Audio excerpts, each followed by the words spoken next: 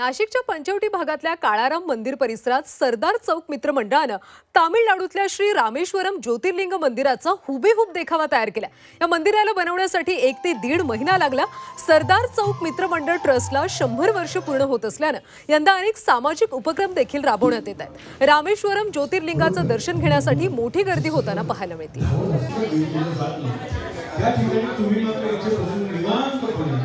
हा देखावा उभा करण्यासाठी जवळजवळ 1.5 महिन्याचा आम्हाला कालावधी लागला आहे आणि जवळजवळ 100 बाय 40 फूट असं याचं हे आहे लांबी रुंदी आणि उंची जवळजवळ 78 फूट उंच असा देखावा भव्य असा आम्ही हा देखावा सादर केलेला आहे। मंडळ यंदा शतक महोत्सवी वर्ष साजरे करत आहे।